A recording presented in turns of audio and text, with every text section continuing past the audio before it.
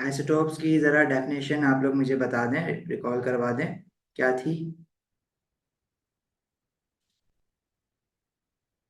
Isotopes are the atoms of the same element with same number of protons but different number of neutrons, right?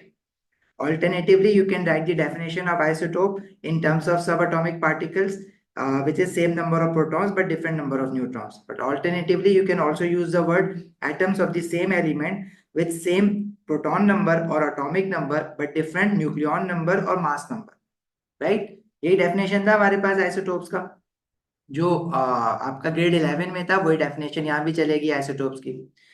For example, if we have chlorine elements, chlorine element में we have two types of isotopes, one with the mass number 35 and the other one with the mass number 37.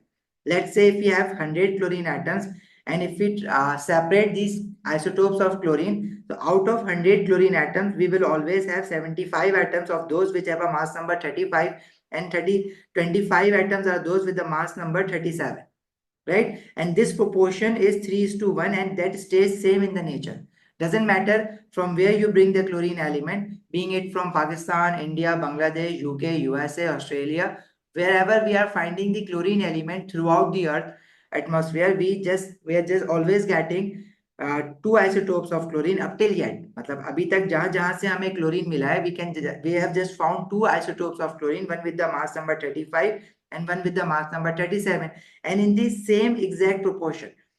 Chlorine isotope with the mass number 35 are always 3 times greater as compared to the isotopes of chlorine with the mass number 37.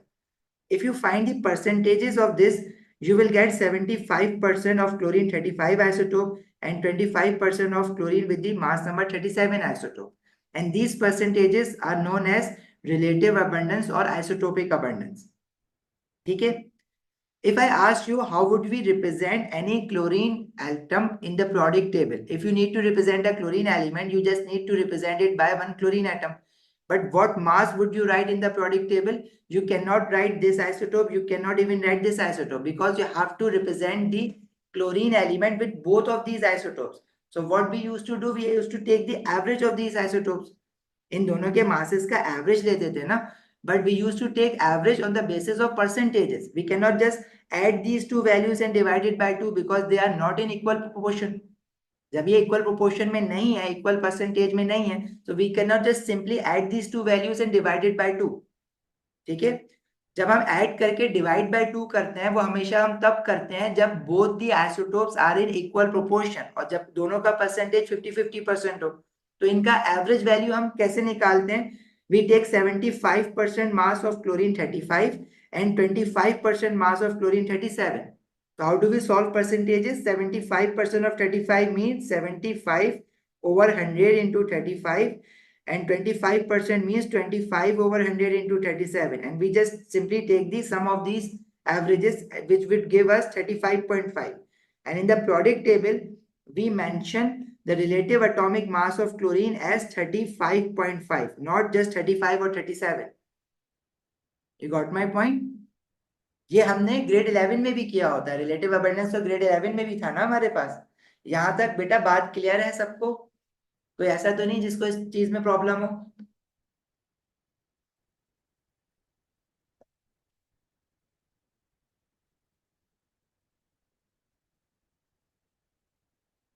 Ahmad, Ayesha, Alishba, Ammar, Umar, Wajiha.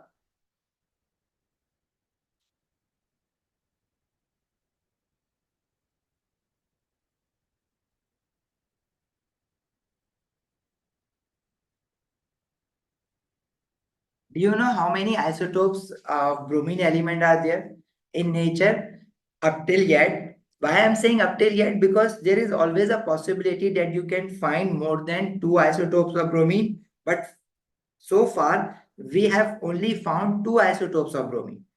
Let's say if Elon Musk goes to Mars और Mars से वो एक bromine का third isotope लेके आ जाए with the mass number 82. But if these two atoms or isotopes are of the bromine element, they must have same atomic number, but only the neutron number changes. Number of neutrons are different, but the number of protons has to stay same, right? That's why we can call them the isotopes of bromine element. सही है। तो how do you find the average मास, जो periodic table में लिखोगे bromine का 50%, there relative अबंडेंसेस are 50%। ठीक है। देखो ग्रेड 11 में हमने ये नहीं देखा था कि ये परसेंटेजेस हमें कैसे पता चली हैं, but now in AS level we have to find कि ये परसेंटेजेस हमें कैसे पता लगी हैं, ये हम पता लगाएंगे। But right now I am saying कि if you have two isotopes of bromine, one with the mass number 79 and one with the mass number 81, how would you take the average value of these two isotopes? 50% of 79 का मास लेंगे, 50% 81 का लेंगे, और इसका जो average आएगा वो 80 आएगा, and this is known as average relative atomic mass और just relative atomic mass of this particular element. समझ आती है ना ये बात, इसमें कोई प्रॉब्लम तो नहीं है।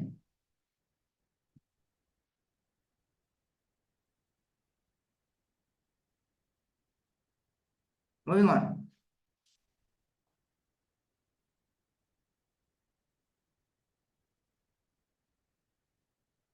We have two isotopes of chlorine element. जरूरी नहीं है कि सबके टू ही हो, लेड के 5 भी होते हैं। ठीक है, कुछ मेटल्स के मोर देन 5 भी होते हैं। स्ट्रोंशियम के I think there are around 6 to 8 isotopes. Relative abundances अभी बताया जाएगा, नंबर ऑफ आइसोटोप्स भी आपको बताया जाएगा। You are not suppose to learn how many isotopes are there for a chlorine element और इनके मासेस क्या क्या है, वो आपको याद नहीं करना है। लेकिन अब ऑब्वियसली हम कुछ चीजें एडवांस यहाँ पे सीखेंगे। वो एडवांस चीजें हमारे पास क्या होंगी कि ये जो रिलेटिव अबंडेंसेस है, और इनफैक्ट कि हमारे पास ये जो आइसोटोप्स हैं, इनके हमें पता कैसे चले कि मास एक का 35 है और एक का 37 है। ये वाली चीजें अब हमें ना सीखनी है।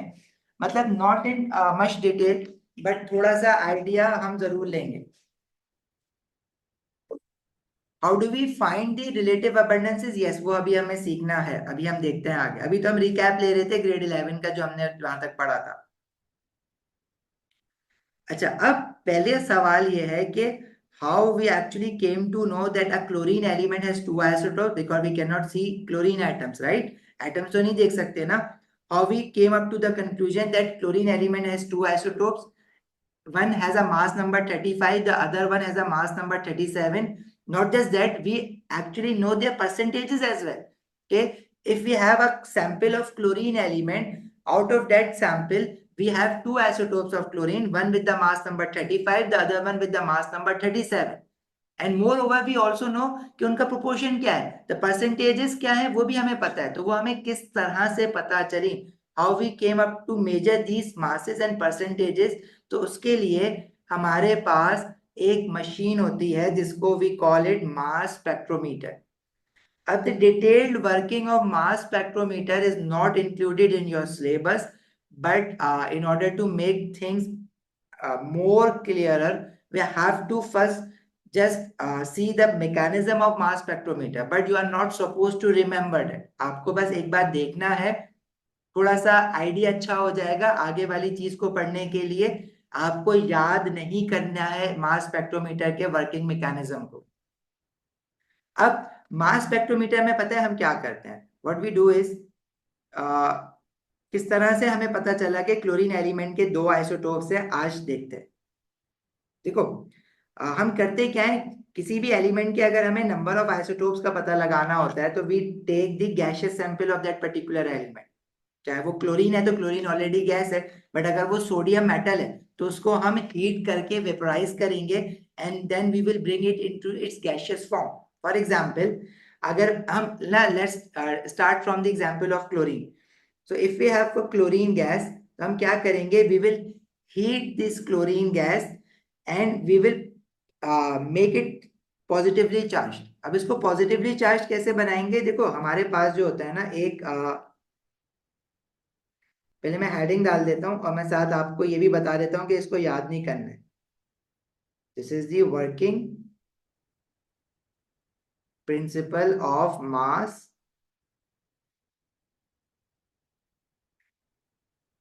spectrometer, and mass spectrometer is basically a machine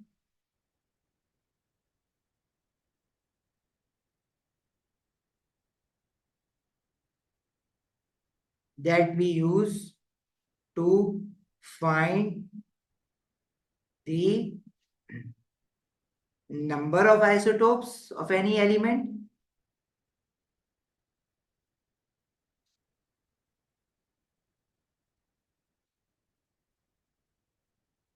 It also tells us about the mass of isotopes.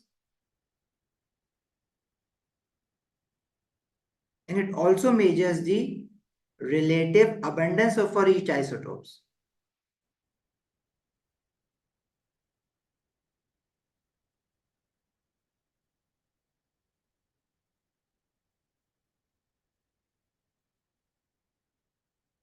आओ किस तरह से ऑपरेट करता है ये, हम क्या करेंगे इसमें। सबसे पहला जो हम स्टार्ट करते हैं that is ionisation.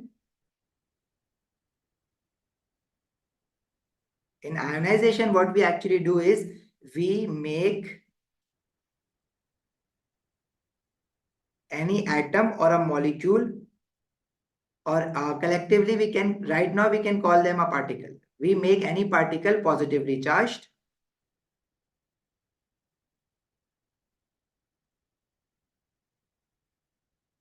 After it has become positively charged, how can we make it positively charged? उसकी डिटेल में जाने की जरूरत नहीं है, बट मैं आपको ऐसे बता देता हूँ। लेट्स से हमारे पास एक कोई छोटा सा नोजल है जिसके ऊपर हमने ना बैटरी के पॉजिटिव टर्मिनल से उसको कनेक्ट किया हुआ है। This is very small when any sample of any element in its gaseous state, when it is pressurized through it, it gets positively charged. उसपे पॉजिटिव चार्ज आ जाता है, इलेक्ट्रॉन लूज हो जाते हैं। बट क्योंकि ये जो अभी हम पढ़ रहे हैं यही हम एक्स्ट्रा पढ़ रहे हैं, तो हम और एक्स्ट्रा में एक्स्ट्रा नहीं लेके जाएंगे चीजों को। But once we have ionised और somehow if we have made any particle, being it an atom or a molecule, a positively charged particle, and then when we accelerate it, how do we accelerate it? मतलब उसको high speed से पास करवाएंगे। किस तरह से speed up कैसे करेंगे उसको? If you guys have studied cathode ray oscilloscope, you guys know that उसके आगे हम लोग ना एक एनोड लगा देते हैं, पॉजिटिवली चार्ज सिलेंडर लगा देते हैं। तो अगर कोई चार्ज यहाँ पे पॉजिटिव चार्ज आ रहा है तो it won't be attracted towards the any surface of this positively charge anode, क्योंकि हर जगह से उसको रिपल्जन मिलेगी। So instead it will just accelerated in the forward direction. वो हर जगह से रिपल्जन मिलेगी इक्वल अमाउंट की, तो वो फास्ट स्पीड से आगे बढ़ जाएगा। तो we just accelerate this positively charge particles of any element, और जब हम उसको एक्सिलरेट करवाते हैं तो उसके बाद then we pass it through an electric or magnetic field. Now if you have a moving charge particle that is passing through the electric field or the magnetic field, you know that it would deflect. वो deflect करेगा, deflection of charge particles में हमने देखा था, ठीक है। अब जब वो deflect करेगा, let's say if we have a negatively charged plate at the bottom, if any charge particle passes through this electric field, it will deflect. Now if we are saying that we have a chlorine molecule, and out of those chlorine molecules we would have some molecules in which some chlorine atom would have a mass number of 35. Let's say if in this molecule both of the chlorine atom has an isotope of mass number 35, तो इसके ऊपर एक positive charge आया हुआ already. जब ये इस electric field से पास करेगा तो definitely it would gonna deflect towards the negatively charge plate. इसका जो एंगल ऑफ डिफ्लेक्शन होगा that would depend on its mass as well as its charge. इसके मास पे भी डिपेंड करेगा, इसके चार्ज पे भी डिपेंड करेगा। Similarly let's say if we have any other molecule in which two of the chlorine isotopes are of the mass 37, तो इनका जो टोटल मास होगा इस मॉलिक्यूल का वो कितना हो जाएगा भाई? 37 + 37 is 74 gram, and mass of 1 mole of the chlorine molecule at the top would be equals to 70 grams, right? So they both have different masses, but they have different charge. Sorry, they have same charge, but they have different masses. If I just write it like this, Cl2 positive, and if both the chlorine atoms are having the mass number of 70 or 35, so the total mass of this chlorine molecule would be 70 grams. And for the other chlorine molecule, its total mass would be equals to 74 grams. So both of these chlorine molecules, why they have different masses? Because they have different isotopes of chlorine, but they have same value of charge. It means the amount of force, the amount of electric force they would gonna experience would be of same value, क्योंकि electric force depend करता है value of charge पे. It does not depend upon the value of mass, it depends upon the value of charge. If they are experiencing the same magnitude of force, but if they have different masses, so their angle of deflection would be different, because angle of deflection depends not just on the charge but it also depends on the mass as well. ये बात हमारी बहुत detail में हो चुकी है, right? So angle of deflection depends on the charge as well as the mass. If they both have same charge, it means the magnitude of force on these two positively charged particles would be same. But as they both have different masses, it means their angle of deflection would be different. Charge same है, अगर जिसका मास बड़ा है तो denominator में if you have a higher value of mass, the angle of deflection would be smaller. So the chlorine molecule which have a mass equals to 74 gram would be deflected at a smaller angle, and the chlorine molecule with the mass which is 70 gram would be deflected at the larger angle. So on the basis of different angles of deflection, they would be separated. पहले वो साथ साथ आ रहे थे, but as they have different angles of deflection, they would be separated. And when we are going to detect these two ions of chlorine, molecular ions of chlorine, they would have different masses. जब हम detect करेंगे, ये हमारा detector है, तो detector पे जब हम डिटेक्ट करेंगे तो by using the calculation of angle of deflection we can find its mass. अब एंगल ऑफ डिफ्लेक्शन से मास कैसे मेजर करते हैं, वो हमारे पास कुछ मैथमेटिकल फॉर्मूलाज हैं जो हमें नहीं पढ़ने, वो आप जाके A2 फिजिक्स में जरूर पढ़ोगे, बट कोई बहुत कॉम्प्लिकेटेड फॉर्मूला नहीं है. अगर आपने ग्रेड 11 फिजिक्स में सेंटीमीटर फोर्स का फॉर्मूला पढ़ा है तो वो सेंटीमीटर फोर्स के फॉर्मूला से ही ड्राइव होता है, बस उसमें एंगल आ जाता है. So that's how, if we know the value of force, if we know the acceleration or the velocity and the angle of deflection, radius की जगह पे angle of deflection आ जाएगा, but उसकी जगह पे और भी कुछ terms आएंगी, then we can find the mass of each chlorine molecule. So that's how we got to know about the masses, and from the angle of deflection, from the difference in the angle of deflection, we got to know about the different masses for chlorine molecules. अब अगर chlorine molecule के masses different हैं तो वो different होने का reason सिर्फ और सिर्फ एक हो सकता है. आपने डाला तो क्लोरीन एलिमेंट का सैंपल था, अब डिफरेंट मासेस क्यों आए? डिफरेंट मासेस आने का सिर्फ एक रीजन हो सकता है. वो रीजन क्या है? वो है उनके पास डिफरेंट आइसोटोप्स हैं. अब हम कैसे डिटेक्ट करेंगे कि डिफरेंट आइसोटोप्स हैं? क्योंकि जब हम इसको हीट करके पास करवाते हैं तो कुछ क्लोरीन मॉलिक्यूल्स में कोवलेंट बॉन्ड भी ब्रेक हो जाता है, और जब कोवलेंट बॉन्ड ब्रेक होता है तो we get some signals on the mass spectrometer with the mass number 35.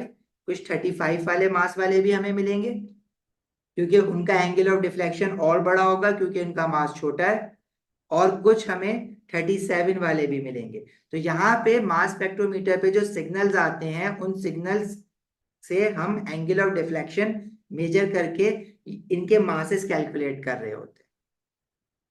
Got my point? 74 smaller नहीं है, 74 is the larger mass than 70. तो जो मास लाइटर है वो ज्यादा डिफ्लेक्ट होगा, जो हैवियर है वो कम डिफ्लेक्ट होगा ना रामी?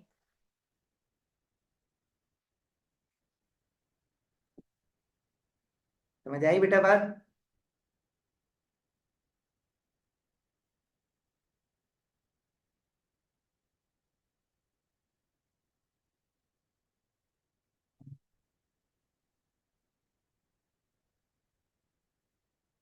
अच्छा, अब क्या ये सारी चीजें हमें याद रखनी है? नो.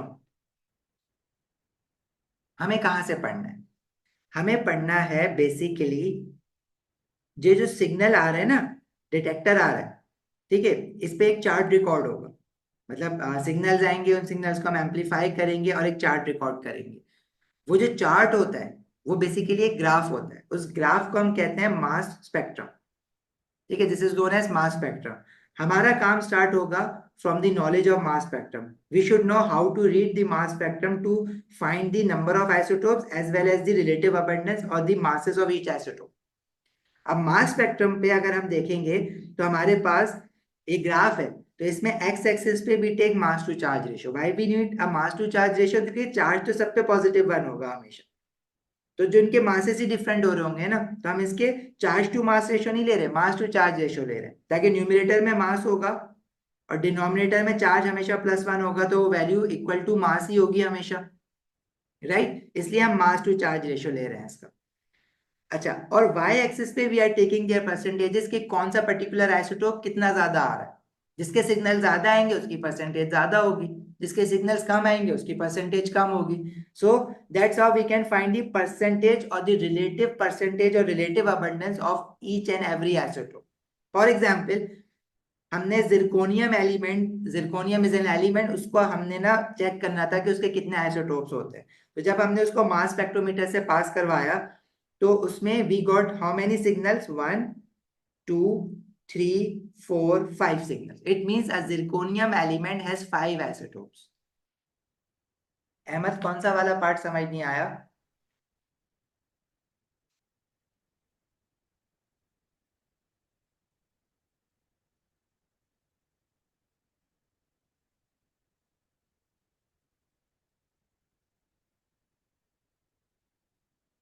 मास टू चार्ज का मतलब ये है, देखो जो डिफ्लेक्शन हो रही थी मास स्पेक्ट्रोमीटर में, वो सिर्फ मास पे डिपेंड नहीं कर रही थी, वो चार्ज पे भी डिपेंड कर रही थी, तो इसलिए हमने यहाँ पे एक्स एक्सिस पे ना सिर्फ मास नहीं लिख सकते उसको, इसलिए हमने इसको मास टू चार्ज लिखना पड़ेगा। लेकिन जो हम चार्जेस देते हैं ना, वो हम सिर्फ +1 देते हैं, तो जो भी वैल्यू आएगी वो फिर मास अगर फॉर एग्जांपल 90 है और चार्ज +1 है, तो इसको हम डायरेक्टली मास भी कह सकते हैं ना, क्योंकि 1 से डिवाइड होने के बाद उसकी वैल्यू ने चेंज तो नहीं होना है। समझ आई बात ये वाली? रिलेटिव अबंडेंस देखो, इसमें इशू यही है कि रिलेटिव अबंडेंस हम कैसे निकाल रहे हैं। हमारा जो सिलेबस स्टार्ट होता है ना, वो स्टार्ट में ये कहता है कि आपने बस इस ग्राफ को पढ़ना सीखना है। किस तरह से वर्किंग मैकेनिज्म है वो मैंने ट्राई किया कि मैं आपको थोड़ा सा समझा दूं, मैंने कोशिश की, लेकिन फिर मैंने उसको कैंसिल आउट भी कर दिया।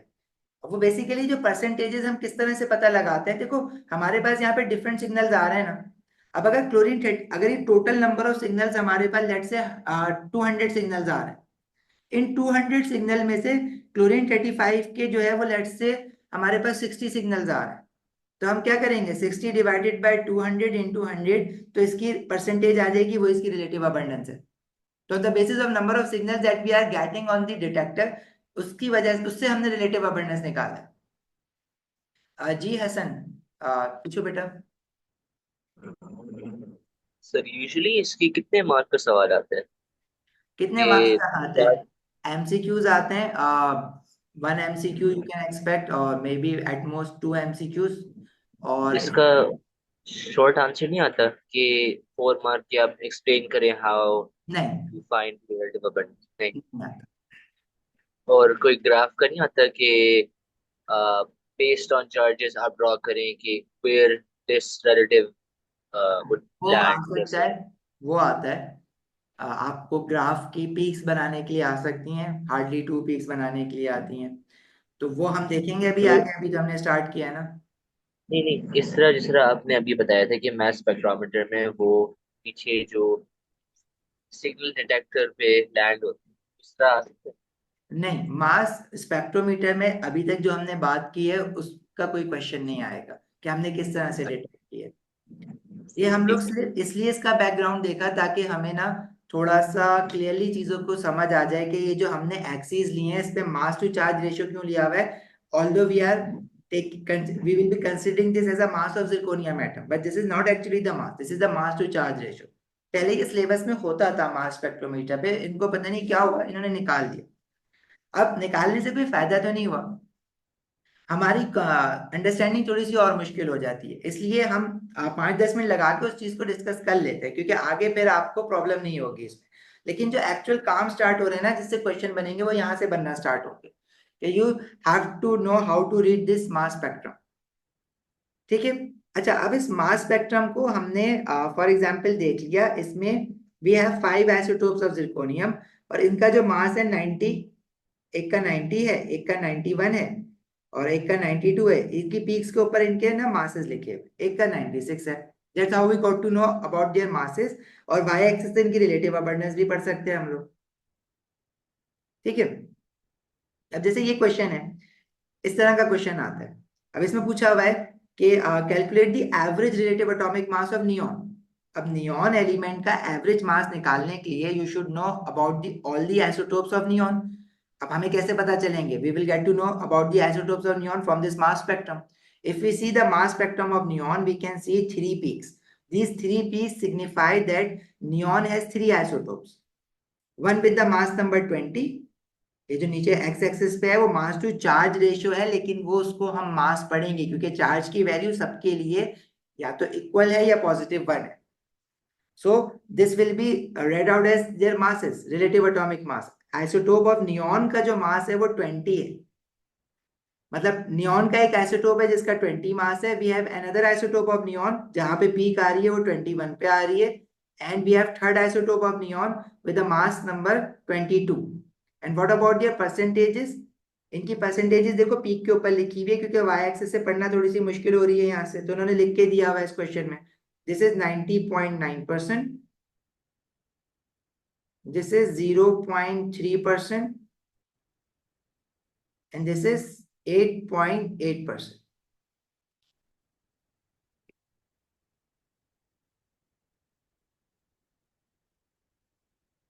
राइट?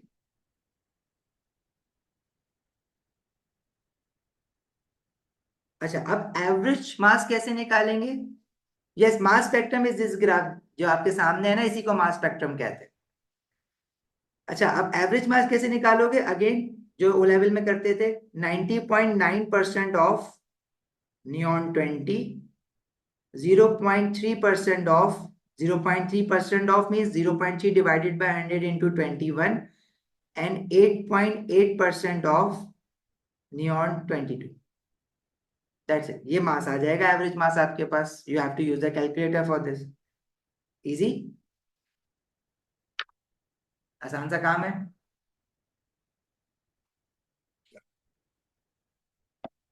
आगे बढ़े।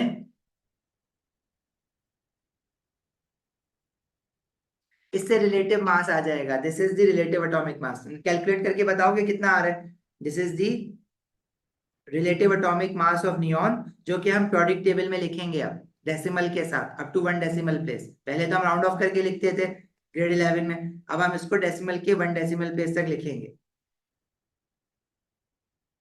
This is 20.179।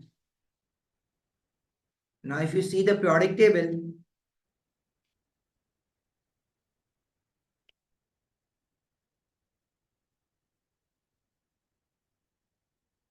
हमारा आ रहा है 20.179 and we are suppose to write it up to 1 decimal place. तो नियॉन का जो रिलेटिव एटॉमिक मास मेंशन है यहाँ पे, एक्चुअल वैल्यू इज 20.179, लेकिन हमने राउंड ऑफ करके कितना लिखा हुआ है up to 1 decimal place? 20.2।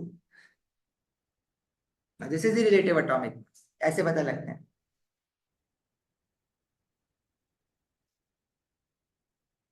Similarly, in this question, it is a mass spectrum of germanium, and germanium has how many number of isotopes? We can see 3 peaks, one at the mass number 20. So germanium has one isotope with the mass number 20. Germanium has another isotope with the mass number 21, and the third isotope with the mass number 22. And their relative abundances are given 90.9 and 0.3 and 8.8. Basically, ये germanium का graph जो है ना, ये neon के लग गया है नीचे, germanium का नहीं है, but you got the idea कि किस तरह से निकालोगे अब आप। ठीक है, ये वाला क्वेश्चन देख लेते हैं। This is the mass spectrum of any element. They haven't written the name of the element, but you can tell के how many number of isotopes of this element must have from its number of peaks. It has how many peaks? 1 2 3 4 5 peaks. So if it has 5 peaks, it means it has 5 isotopes. अब मुझे नहीं पता कि element क्या है, but we can actually calculate its relative atomic mass. The first isotope has a mass number 70. The second isotope has a mass number, if you read out it from the graph, this is 72. The third isotope has a mass number 73. The fourth isotope has a mass number 74, and the last isotope has a mass number 76. And their percentages are 20.6, 27.4, 7.7, 36.7 and 7.6.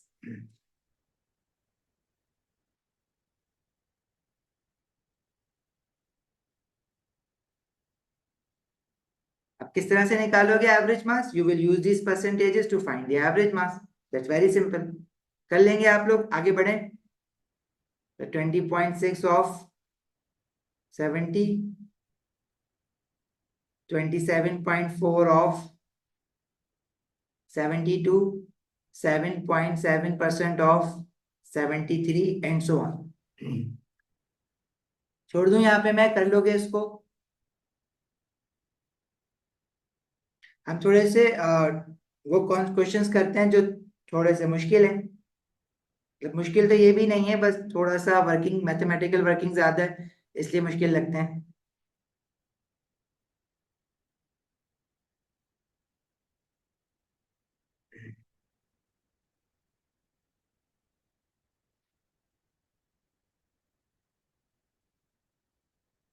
Okay, in this question he is saying naturally occurring potassium consists of potassium 39 and potassium 41. This is the way of writing the atomic masses, that we have two isotopes of potassium, one with the mass number 39 and one with the mass number 41.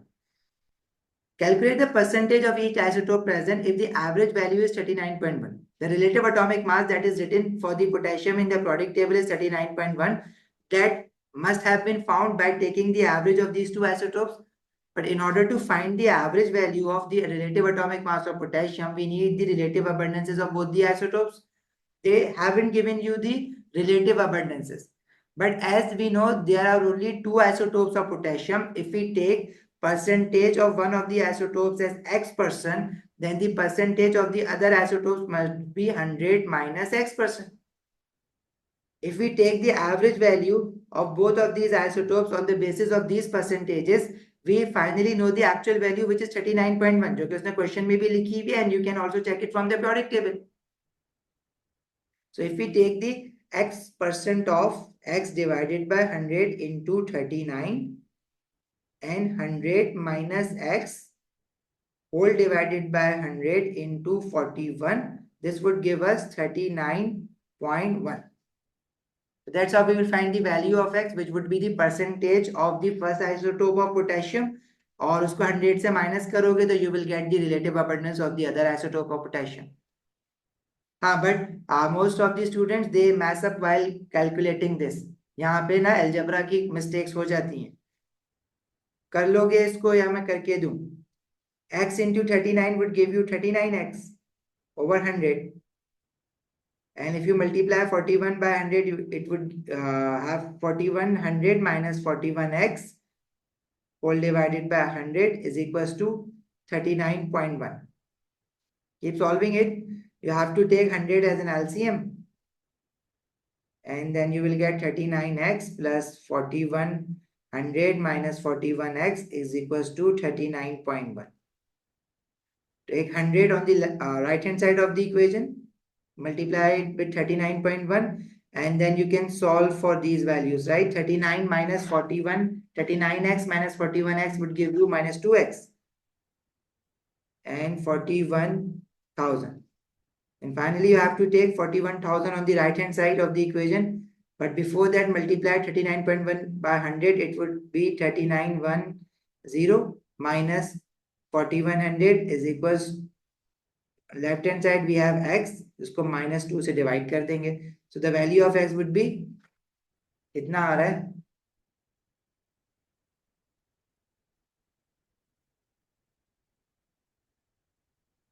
This is coming out to be 95.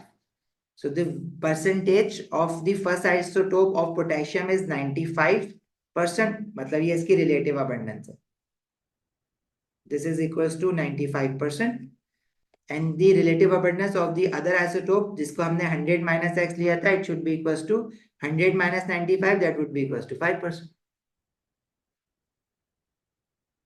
आई बात समझ? मतलब it's very simple. Free के marks हैं ये, उम्मीद करो आ जाए.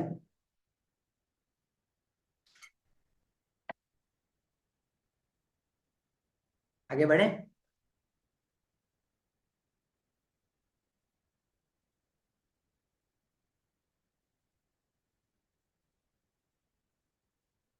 Question number, ये सारे पास पेपर के क्वेश्चंस है, but should I leave it as your homework?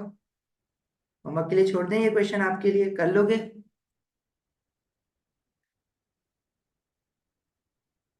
I think complete this questions as your homework. और आगे पास पेपर के क्वेश्चन मैं खुद करवाऊंगा इसके। You want me to solve one more? Okay, अभी हाँ, चलो। Which one? All are similar actually, तो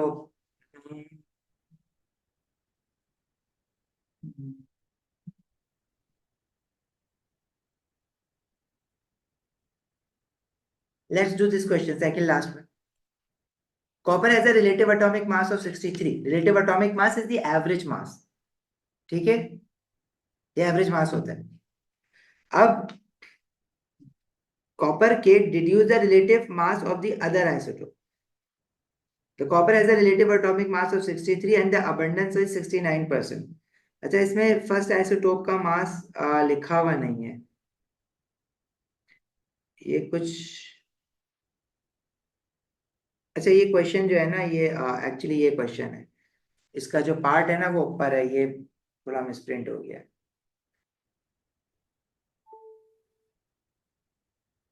ये कंप्लीट क्वेश्चन ये वाला है। They are saying copper has a relative atomic mass of 63.6. मतलब जो प्रोडक्ट टेबल में कॉपर का रिलेटिव एटॉमिक मास गिवन होगा, that is 63.6. That must have been found by the taking the average of all the isotopes of copper. It contains two isotopes. One isotope has a relative atomic mass of, sorry, not a relative atomic mass, relative mass कह रहे हैं इसको, this is not the average mass. देखिए isotopic mass है 63. The other isotope mass is not given. The relative abundance of the isotope with the mass 63 is 69%. And he's saying it has just two isotopes, right? So the percentage or relative abundance of the other isotope should be equals to 100 minus 69 ना। तो total percentage 100 होता है, जब है ही दो isotope तो आप दूसरे परसेंटेज कैसे निकालोगे? 100 minus 69, so this is equals to 31%. The relative abundance of the other isotope is 31%, but we do not know its isotopic mass, वो हमने x ले लिया है। And when we're going to take the average of these two masses, we will get the final value as 63.6. So again, you just have to solve this 69% of 69 over 100 into 63 and 31% of 31 over 100 into the relative isotopic mass of this second isotope is x. The average mass should be equal to 63.6 and you have to just solve for x. X की value निकालनी है आपको। हो जाएगा question ये वाला। 63.6 minus 69 over 100 into 63, पूरा मैंने जाके माइनस कर दिया उसको। And with x we have, चलो सेकेंड स्टेप में कर लेते हैं इसको। मतलब 100 वहां जाके मल्टीप्लाई हो जाएगा, फिर 31 डिवाइड हो जाएगा, तो फाइनल वैल्यू बता सकते हो डायरेक्टली क्या आ रही है?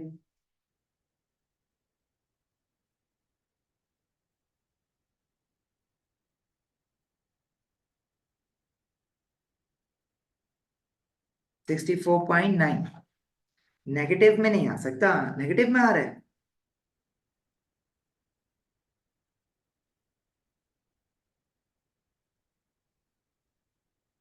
Ignore the negative then.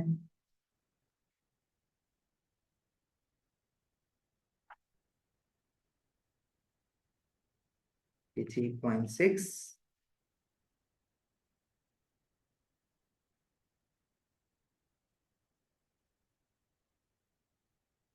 मेरा तो नहीं आ रहा नेगेटिव में,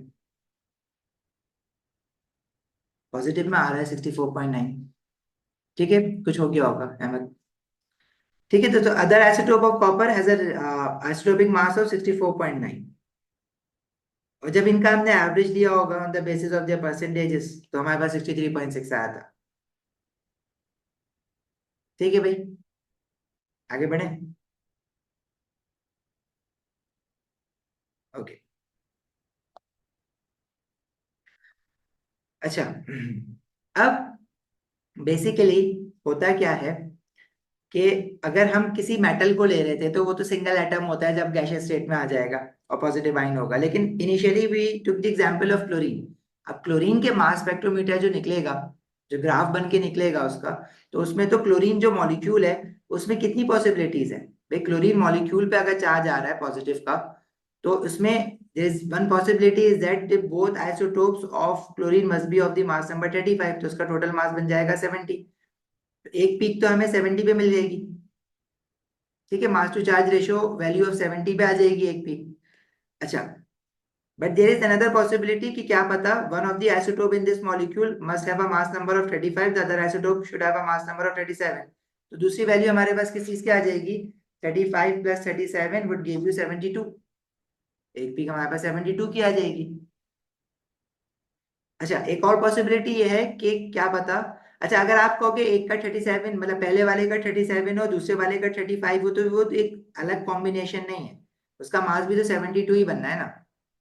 हाँ, बट एक पॉसिबिलिटी ये भी है कि क्या पता दोनों के दोनों आइसोटोप मास नंबर 37 वाले हों, तो उसके जो मास बन जाएगा वो 74 बन जाएगा, तो एक पी किसकी आ जाएगी। और एक पॉसिबिलिटी ये है कि क्या पता बॉन्ड ब्रेक हो जाए, जब हम हीट कर रहे हैं उसको आयनाइज कर रहे हैं, तो there is always a possibility कि बॉन्ड ब्रेकिंग हो जाए, और we get a single atom of chlorine, single ion of chlorine with the mass number 35। तो उसमें ये भी मिलेंगे फिर हमें, जिनका मास 35 होगा, और फिर कुछ आइसोटोप उनके भी आइन बनेंगे जिनका मास नंबर 37 था। तो total we will get how many peaks, 5 peaks. अब 5 पीक्स जब आ गई तो इसका मतलब ये नहीं था कि आपने कह दिया कि भाई ये जो है वो 5 आइसोटोप्स हैं क्लोरीन के। अगर तो ये 5 आइसोटोप्स होते तो पता है क्या होता। देखो, अभी तक जितने भी हमने मास स्पेक्ट्रम देखे हैं उनमें जो आइसोटोपिक मासेस होते हैं they are close to each other, मतलब एक का अगर 70 है तो 72 और 75 तक जा रहा है। ऐसा तो नहीं हो सकता ना एक 140 आ जाए, इतनी बड़ी डिस्पैरिटी नहीं हो सकती। मतलब अगर आइसोटोप्स एक ही एलिमेंट के हैं तो they must have same number of protons, तो नंबर ऑफ न्यूट्रॉन्स अगर ज्यादा भी हैं तो भाई 2 ज्यादा हो जाएंगे, 10 ज्यादा हो जाएंगे। ऐसा तो नहीं हो सकता ना कि नंबर ऑफ प्रोटॉन्स जो है वो 20 है और नंबर ऑफ न्यूट्रॉन्स जो है वो 150 है किसी एलिमेंट में। That is not possible. Atom then can not hold its nucleus then together, तो पॉसिबल ही नहीं है। वो तो डिसइंटीग्रेट होना शुरू हो जाएगा, रेडियो एक्टिव डिके होना शुरू हो जाएगा इसमें से, पॉसिबल ही नहीं है ऐसा न्यूक्लियस। तो जब हमने क्लोरीन एलिमेंट का आइसोटोप रन किया ना, अब क्लोरीन का, तो हमारे पास क्या होता है, chlorine element in the diatomic form में होता है Cl2। हमें थोड़ी पता था, हमें तो बाद में पता लगा ना, हमने डाल दिया उसको मास स्पेक्ट्रम में, and we got to know that there are 5 peaks of chlorine. अब इनिशियली तो सबने ये समझा होगा कि मतलब क्लोरीन एलिमेंट के 5 आइसोटोप्स हैं, लेकिन जब हमने इनके मासेस देखे ना, तो हमने कहा कि भाई एक पीक आ रही है 35 पे, एक पीक आ रही है 37 पे, this make sense, they can be the 2 isotopes of chlorine, but the third peak is in at the mass number 70। तो मतलब क्लोरीन का कोई एक ऐसा आइसोटोप है, एक का मास 35 है, एक का मास 37 है और एक का मास 70 है। नंबर ऑफ, अगर if all of these items are atoms of chlorine element then their atomic number must be similar, ये तो डिसाइडेड है ना ऑलरेडी। लेकिन एक का मास के 70 हो सकता है, मतलब इसमें नंबर ऑफ न्यूट्रॉन्स क्या इतने ज्यादा हो गए, ये तो न्यूक्लियस रह ही नहीं सकता फिर इस तरह से। तो then we realize that this cannot be the mass of single isotope of chlorine। इसका मतलब है कि ये क्लोरीन का मॉलिक्यूल है जो ब्रेक नहीं हुआ। मैथमेटिक्स भी बैठ रही थी इसमें, क्योंकि हमने कहा कि जब क्लोरीन को हम डबल करेंगे, 35 वाला तो 70 बन जाएगा, 37 वाला डबल करेंगे तो 74 बन जाएगा। अभी बीच में 72 कहाँ से आ गया।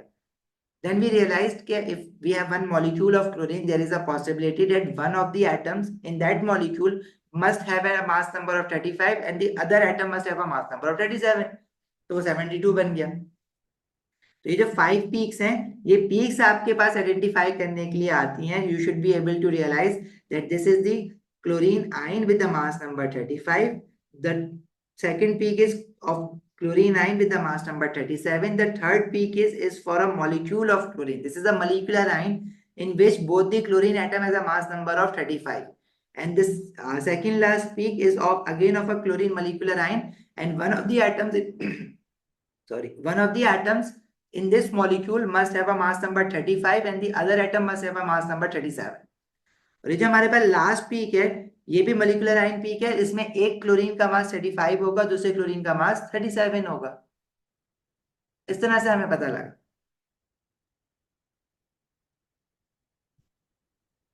ठीक है, समझ आती है यहाँ तक बात?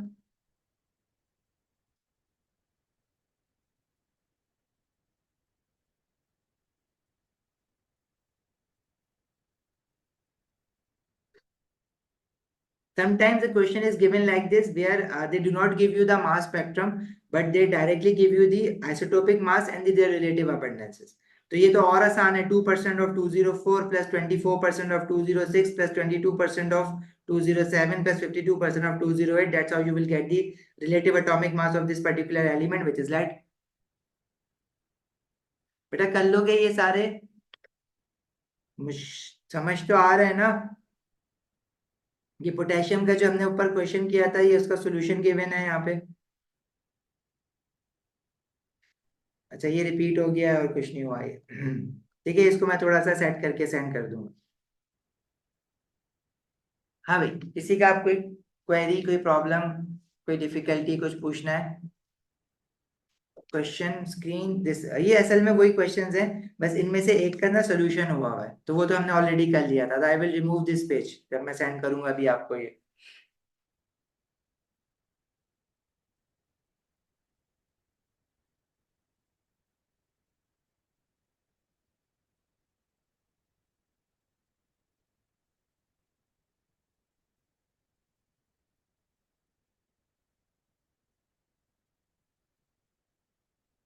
आइसोटोपिक मास एंड अबंडेंस, ये वाला? अच्छा, दिस वन।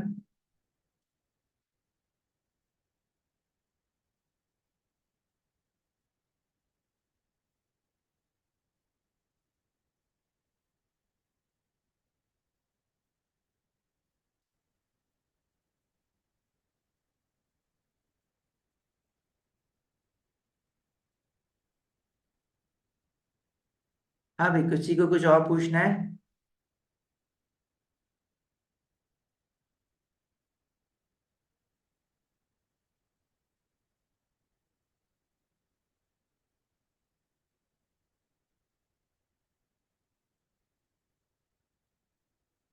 यस श्योर, खत्म करते हैं आज की क्लास।